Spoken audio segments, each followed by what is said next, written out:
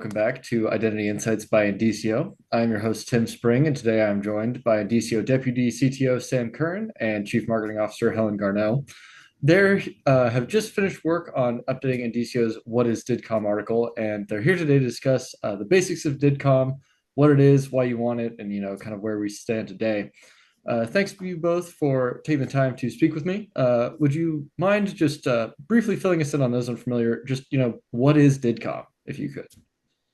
Yeah, DIDComm's it's a protocol that allows for secure communication between participants for use in decentralized identity. And so it allows secure messages to travel with all sorts of things, including verifiable credentials or messaging or other sorts of things that are useful to maintain a digital relationship between two parties. Those can be people, things, organizations, everywhere in between, and that's what DIDComm provides. What I like to kind of throw in there as well is that what makes verifiable credentials really useful. It's the kind of next step. It's saying now you know who each other are at the end of that connection that Sam referred to, and now you can actually communicate in that channel. Now you can actually know that who you were talking to is who they say they are, and vice versa. So when you get a phone call saying, "Hey, it's the bank. Give me your information so I can confirm your identity," that's a thing of the past with DIDComm. DIDComm's that is the way the internet should work is what DIDComm is. Totally. So a lot of verifiable credentials are useful in the decentralized identity space. Another good way to understand it is that verifiable credentials contain information about people that's trusted. DIDComm is a way to communicate with people that's trusted. Okay, so if we could just break down that key difference real quick, because obviously I know everyone's, or at least a lot of people have heard the term verifiable credentials a lot more than DIDComm. So I want to really highlight, if you're already using verifiable credentials, why would you want DIDComm as well? Verifiable credentials are fantastic at passing trusted data between participants. One of the primary use cases is actually giving that trusted data to the subject themselves, the person that the data is about, and then they can present it, they can provide it to other individuals, parties, agencies, whoever they're interacting with, to supply that information. That's really incredibly useful. The receiving party can then trust the information in the credential because of the signatures on the credential, but also knowledge of who the issuer is. That's good, but it only allows you to say things about yourself. So if I have a collection of credentials, I can present them to people, but that's the only type of thing I can actually communicate are the statements made about me by other people. That's incredibly powerful. I don't mean to diminish that, but that's different than actually having a conversation with me.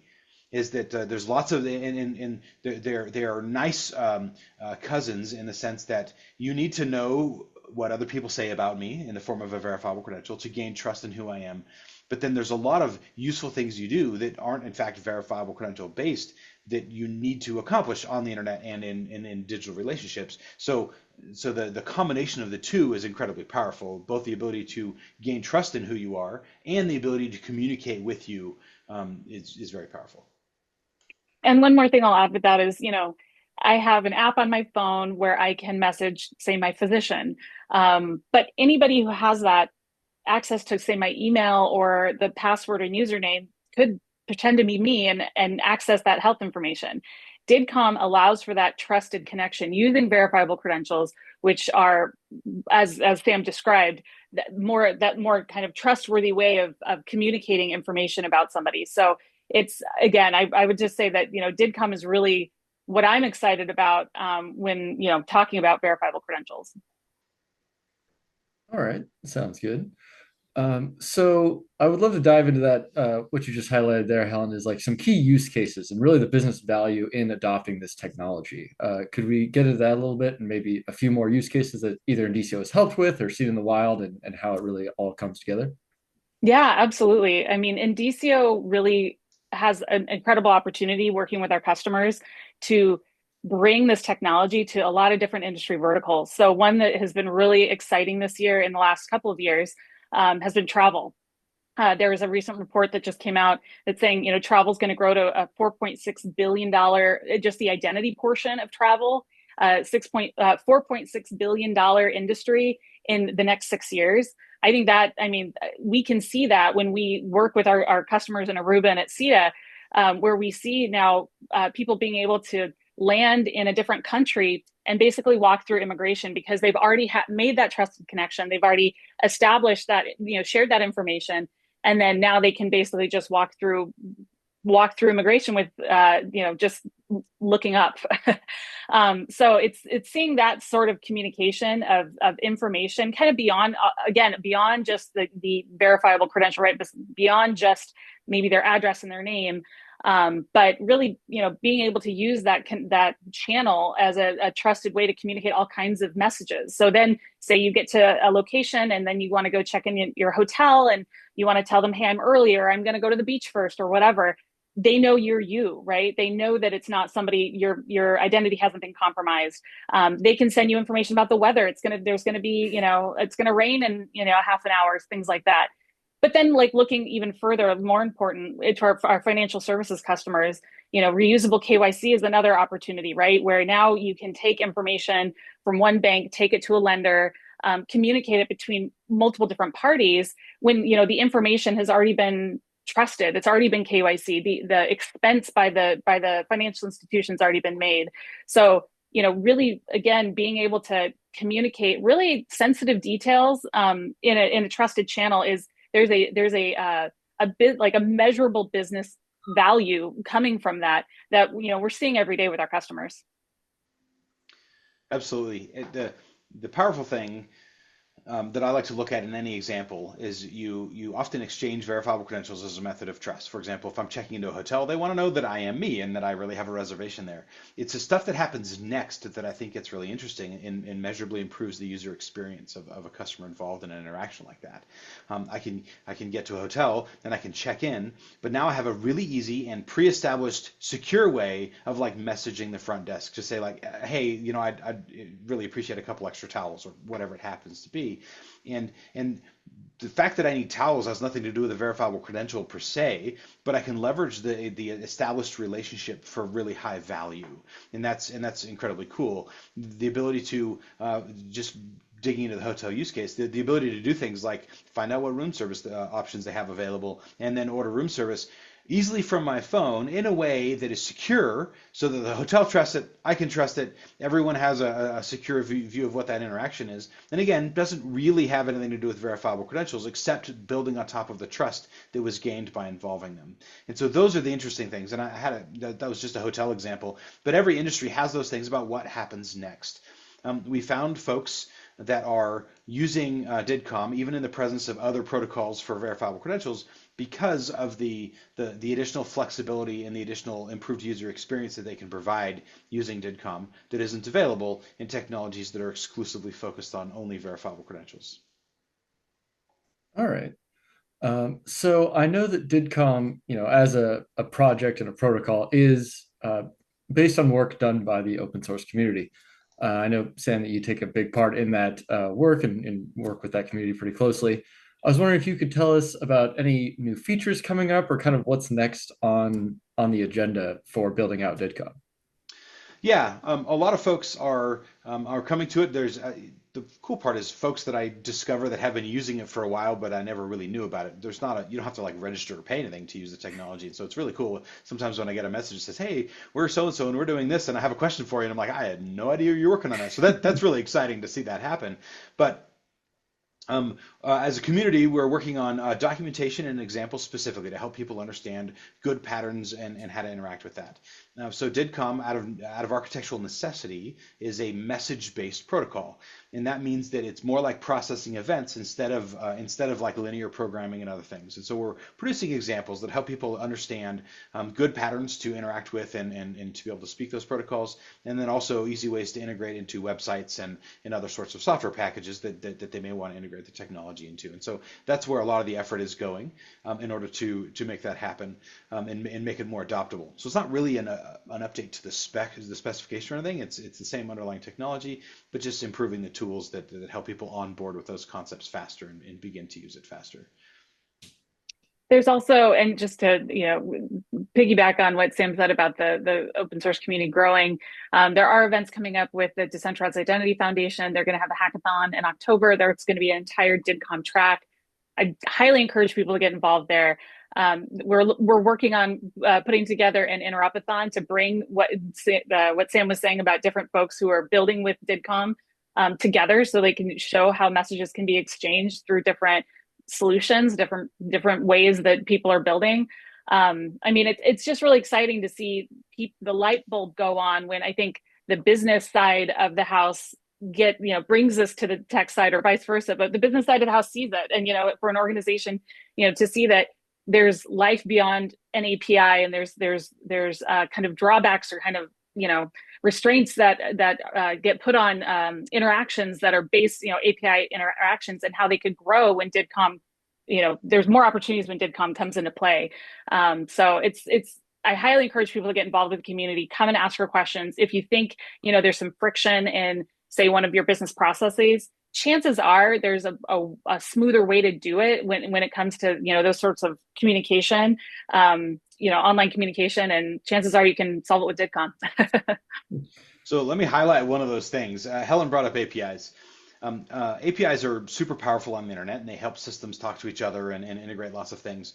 But there's an architectural requirement for an API that you can to host an API, you need to have more or less a highly available server on the internet in order to provide an API. And you're either the client or the server. Those are terms that are used in API, and anytime you have two systems talking to each other. And because APIs turn the company into the role of a server, and the calling software the role of a client, it sort of relegates the types of interactions that you can really have there very conveniently. One of the cool things about DIDComm is that while some things look a lot like a client or a lot like a server in some interactions, the fundamental underlying technology treats both parties as peers. And that's really useful. One of the things that we get asked about a lot is that with an API, like an app running on a phone can call an API whenever they want information, but it becomes difficult in many cases for the API or the server to send information or to initiate some interaction with the client, particularly in a secure manner. DIDComm allows either party to initiate protocols and to be able to begin those interactions in a very powerful way. And so just because of that architectural difference, you end up being able to build software that's very powerful without having to resort to insecure channels or other sorts of notification things to make it happen. So let's say, for example, you have an interaction with a user on your website. There's a DIDComm channel associated with it. You're doing something secure.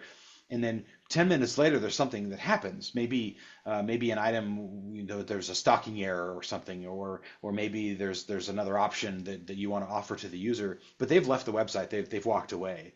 If you have a secure DIDComm channel, you can communicate with them usually to their phone, and then ask them that question or receive confirmation of something, provide notification, but in a secure way rather than sending them an email or sending them a text message that either contains too much personal information or nothing and sends you a link to something, right?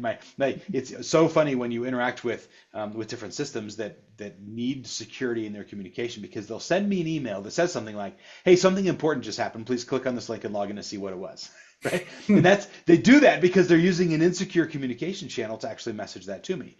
If they're using something like DIDComm, they can actually just provide the information to me because it's on a secure channel, and without making me run through this hoop of like logging in to see what the message was or whatever else. And how many medical or school related experiences would be astoundingly better if we didn't have to fight against the insecure communication channel that we were wrestling with in the first place. Yeah, and I just to piggyback on that again, my email is packed with emails every single day. I think I look up every time there's 66 new emails that are advertisements. Now my text messages are getting bombarded by, trying to find that message, that communication channel. We did Facebook groups for a long time with different kind of kids groups or whatever. Now, WeChat, like there's so many different channels that are just getting bombarded by, organizations looking to find that connection, right? Looking to be helpful, looking to actually help their customers or whoever they're serving. And that's, again, there's such a value in the DIDComm connection, because you actually know who the person or, the entity at the end on both sides is a person. When we're looking at bots, when we're looking at, how, clicking on fire hydrants for the rest of your life. I mean, there's definitely some improvements that DIDComm brings that are very tangible. Absolutely. That actually reminds me, and thank you for bringing it up, Helen. And speaking of bots, right, particularly with the growth of AI, I was actually just reading an article about how, the web in general is going to be very difficult to use in any kind of way because of all these, bots and, spreading their information or trying to engage with you. And I'm curious if you could talk a bit about the role DIDComm could possibly play in that. While it's not, technically a security product, I feel like it kind of could fall in line with, that verification. If you could talk about that just a little bit. I could dive into it. The DIDComm itself does not prevent automated use, like the bot type use case. But what is valuable is that you can determine who's on the you can determine that the same person that was on the same side of the connection last time is the same person you're communicating with now because of the cryptography and the other things involved. One of the problems with not just email, but phone calls and everything else is they try to make it look like something important is actually happening. Even in the physical mail, this happens. I'll get an envelope and it's like, it has all these warnings about safety and security. You open it up, it's like a stupid credit card offer, right? And they do that because they're trying to look like something important. And the ability for a DIDComm relationship to say, that's nice, I got a message from you, like, who are you? Present some information about who you actually are, is really powerful. If I get a message saying, hey, there's a problem with your bank account, then the software that I have can say, that's nice, prove actually who you are. Prove that that you are in fact my bank and that I have an account with you and all these things. And your software can do it automatically for you. And of course, they're not going to be able to if they're not legitimate, which means that my software can just handle the fact that this false request came in and then discard it. And so that's really powerful. The ability to have trusted information before you even bug the user about the information coming in is also really powerful that way.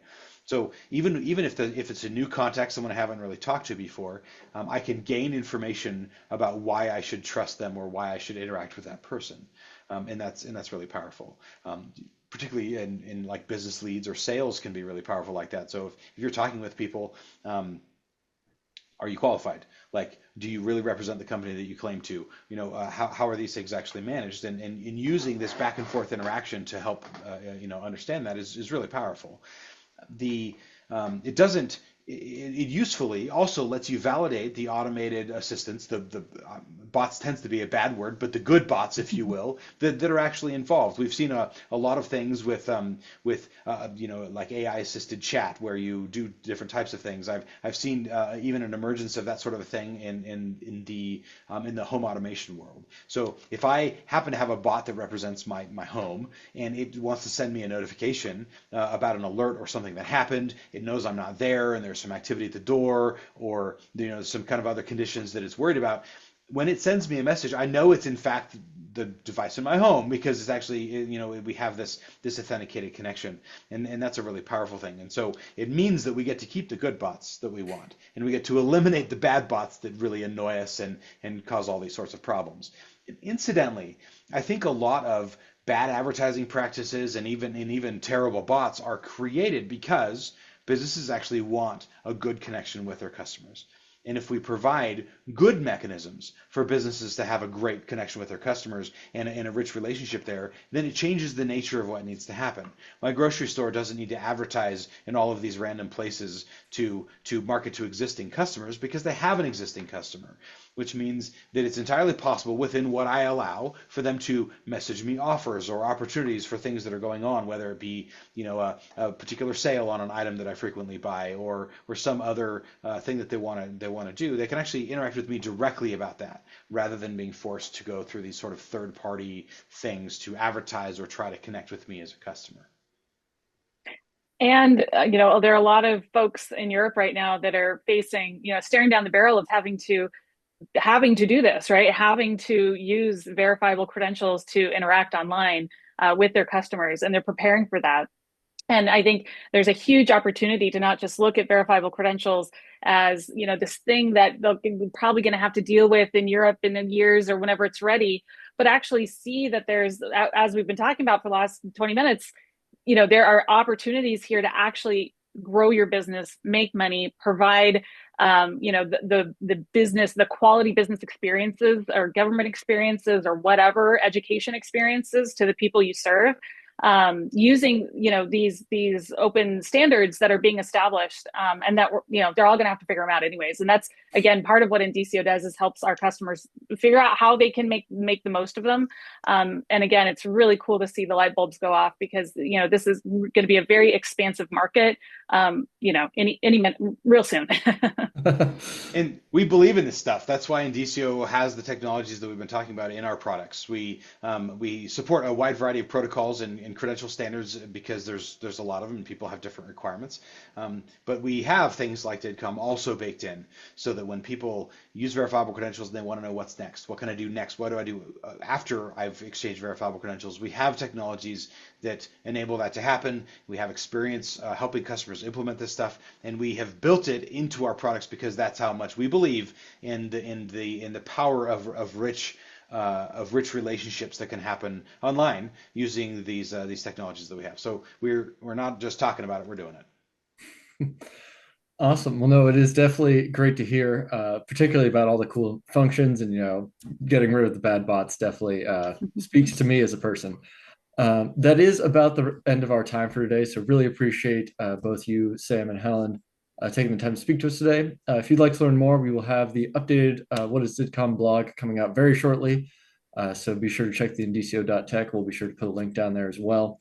If you at home are interested in learning a bit more about verifiable credential technology in general, be sure to subscribe to the channel. We'll continue to bring you some more updates and information.